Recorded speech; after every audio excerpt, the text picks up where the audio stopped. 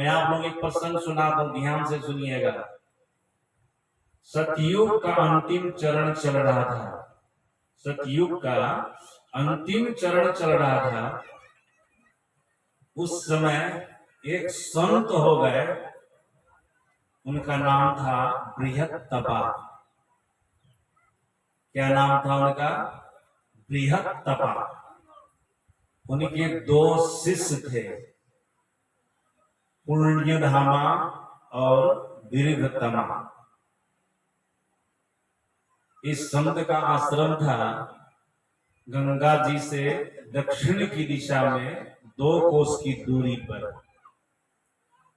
प्रसंग में आया, बृहत्तपा का रोज सत्संग चलता था, रोज सत्संग करते थे वो। सज्जनों, जो अच्छे सत्संगी हैं ना, वे तो कभी सत्संग छोड़वे न करते हैं। जब से सत्संग करना शुरू करते हैं, मरते दम तक करते रहते हैं। और जो संत हैं, क्या वे सत्संग छोड़ देंगे? उनके लिए सत्संग प्राण होता है। सतगुरु महाराज जी ने क्या कहा? सत्संग मेरी सांस है। जैसे सांस के बिना कोई जिंदा नहीं रह सकता, वैसे हम सत्संग के बिना जीवित नहीं रह सकते। क्या सत्संग का महत्व दिए सतगुरु महाराज जी। सज्जन बृहत्तपा महान संत थे, रोज सत्संग करते थे। उनके जो 2 शिष्य थे ना, ये दोनों शिष्य सत्संग करते थे रोज, पुण्यधामा और दीर्घतमा। प्रसंग में आया, पूरे 100 वर्षों तक पुण्यधामा और दीर्घतमा बृहत्तपा के आश्रम में जाकर के सत्संग सुनते रहे।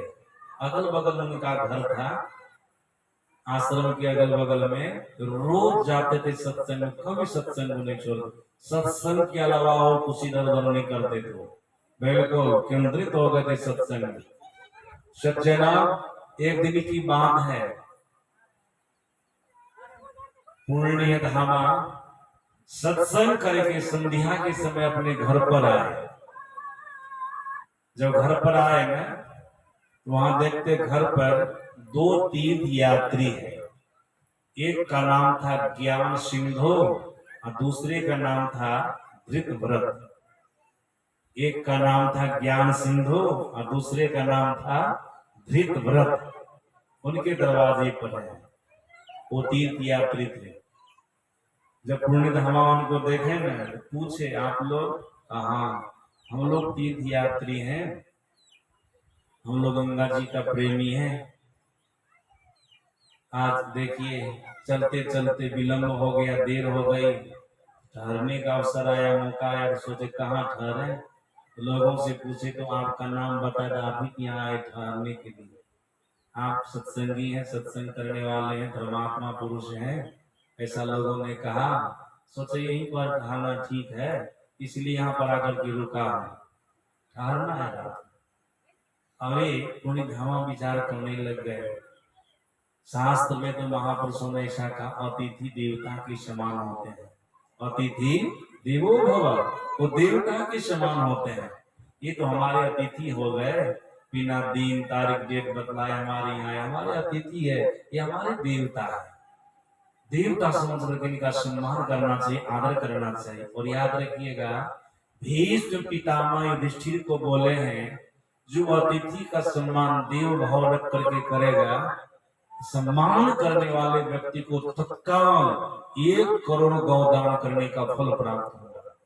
तो सत्संग में तो बहुत तरह की बातें होती, लोग सुनते ही रहते हैं, सुनते ही रहते हैं। इस बात को सुना था पुण्यधामा भी। सज्जनों से सोचे नहीं, इनका सम्मान करना चाहिए, ये तो देवता के समान है, इनका आदर करना चाहिए।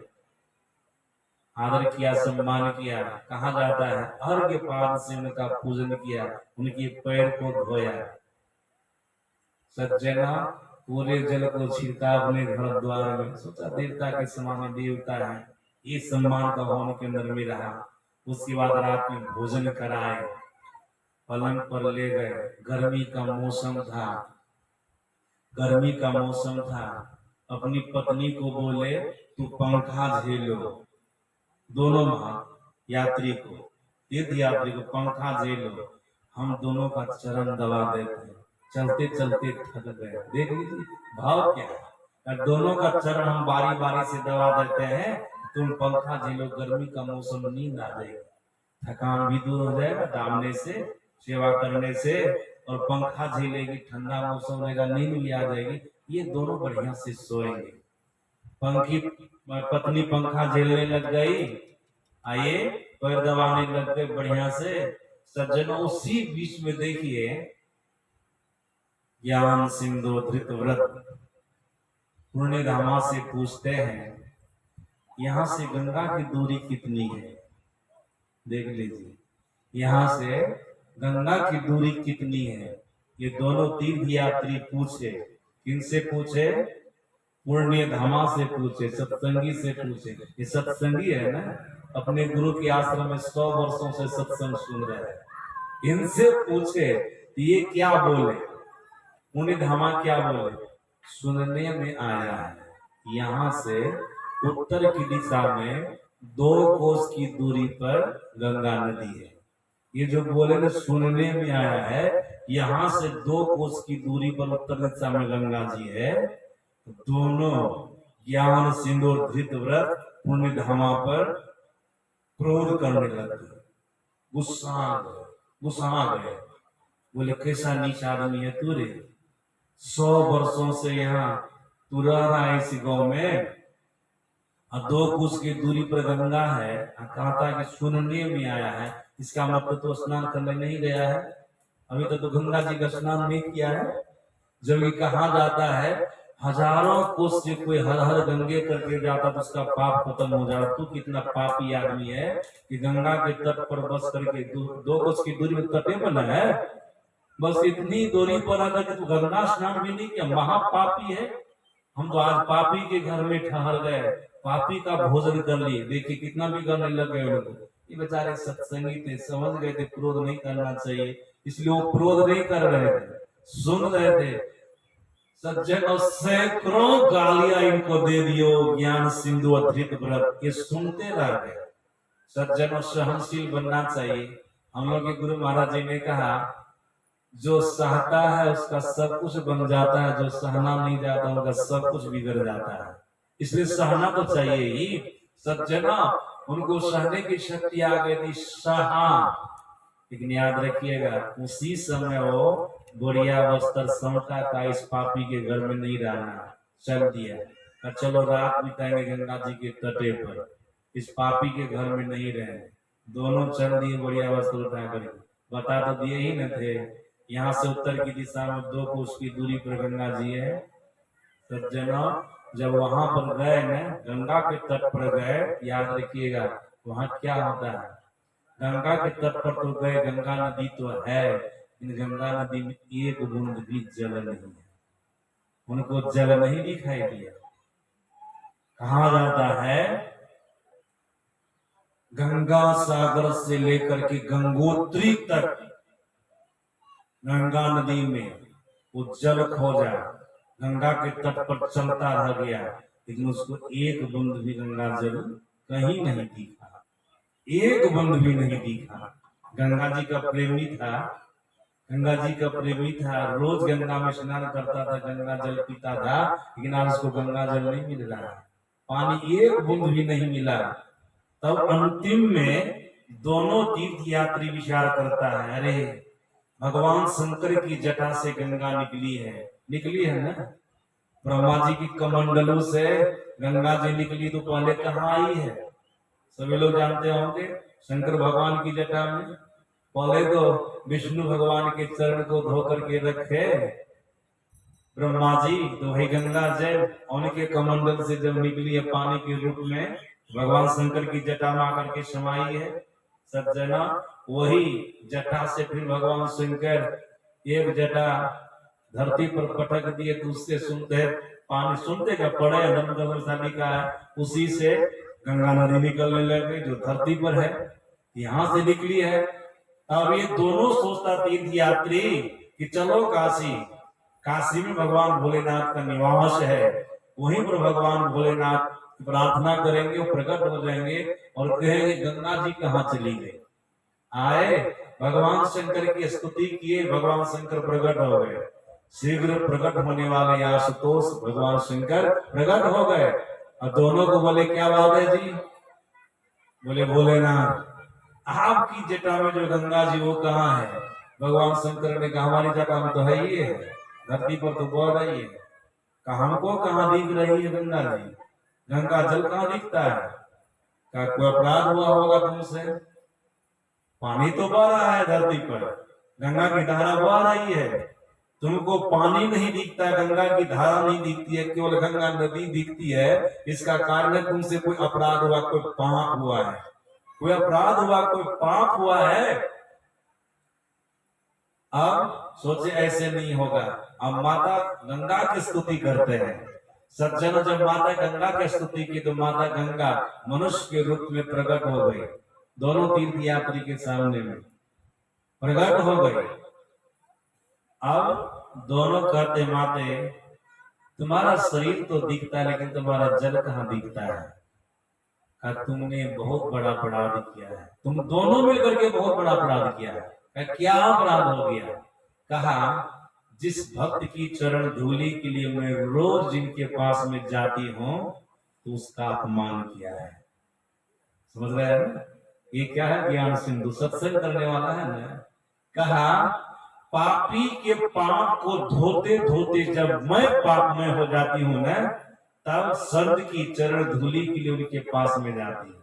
भक्त की चरण धूलि है, भक्त की चरण धूलि में, संत की चरण धूलि में इतनी शक्ति होती है कि गंगा के भी पाप को नष्ट कर देती है, गंगा के भी पाप को नष्ट कर देती है। आप लोगों को तो पता ही होगा ना, जब भगीरथ जी माता गंगा की तपस्या करके माता गंगा को धरती पर लाने लग गए थे, माता गंगा ने कहा था ना भगीरथ जी को कि धरती पर बहुत पापी रहता है, वहां पर मैं जाऊंगी, लोग हमको संत महापुरुष हमको पाप नाशनी कहते हैं, जब मैं धरती पर जाऊंगी तो पापी लोग हमारे जल में अपना पाप धोएगा, जब हम पाप में हो जाएंगे तो हमारे पाप को कौन दूर करेगा?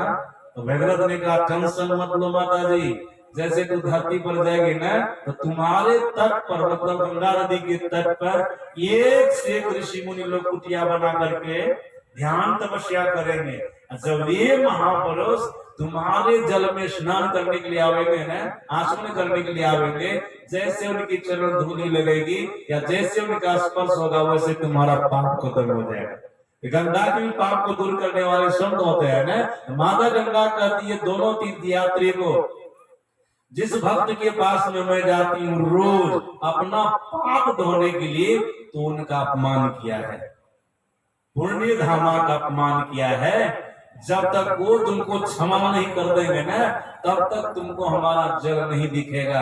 सुनो, मैं कौन हूं? संसार के जितने तीर्थ है सब देवी देवता का रूप है। पापी लोग अपना पाप नष्ट करने के लिए सारे तीर्थों में जाते हैं, लेकिन सुनो, सारे तीर्थ के देवता लोग संत महापुरुष की शरण में जाते हैं, संत की चरण धूलि को लेने के लिए जाते हैं, उनका अपमान करता है, उनका अपमान करता है, गंगा का, ये संत महापुरुष का अपमान करता है।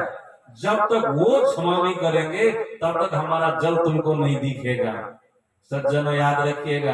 तब गए फिर दोबारा उनके पास, माता गंगा जी के कहने पर पुण्य धामा के पास, बोले क्षमा कर दीजिए। तो पुण्य धामा ने कहा क्या होगा, लोग तो ऐसे हम लोग ऐसे गाली गलौज देते रहते हैं, लेकिन साधु महात्मा लोग बढ़िया दृष्टि देखते हैं, कलयुग में तो कुदृष्टि से देखते हैं, अपना उसको दोष, अपना पाप तो दिखता नहीं, पापे में दिन रात स्नान करता है।